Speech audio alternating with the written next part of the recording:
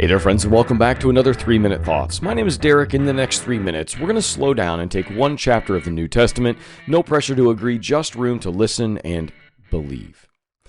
Matthew chapter 15 opens with a pretty honest confrontation. Religious leaders challenge Jesus, not over violence nor injustice, but rather over tradition. They're fighting over the way it's always been done. Jesus' disciples don't wash their hands the right way, air quotes there. To them, this isn't about hygiene, it's about holiness. There was a very specific way that you had to wash your hands, and if you weren't doing it, you weren't following the law, therefore you weren't clean, therefore you weren't holy, therefore you were not acceptable. That's kind of their line of thinking. Jesus doesn't sidestep their issue, though. He actually flips it on its head.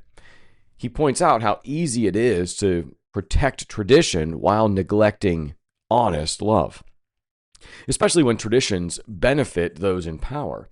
He quotes scripture to show that honoring God cannot be separated from honoring people. Then he makes a statement that would have landed like a bomb. It's not what goes into the mouth that defiles a person, but what comes out of the mouth. In other words, the real problem isn't about your external behavior, it's actually your heart.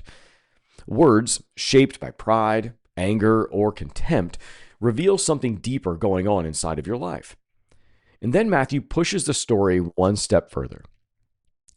There's a Canaanite woman who approaches Jesus. She's asking for her daughter to be healed.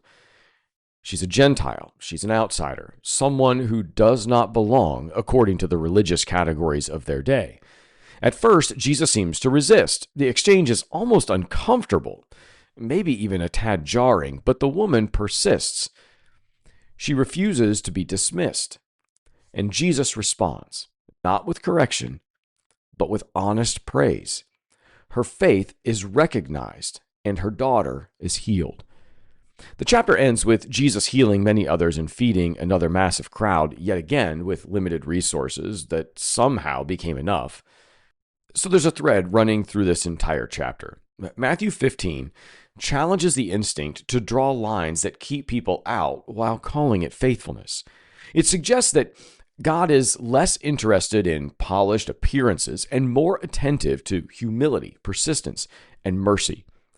And maybe the hardest question that this chapter forces us to wrestle with is, are the things we protect actually helping people encounter God?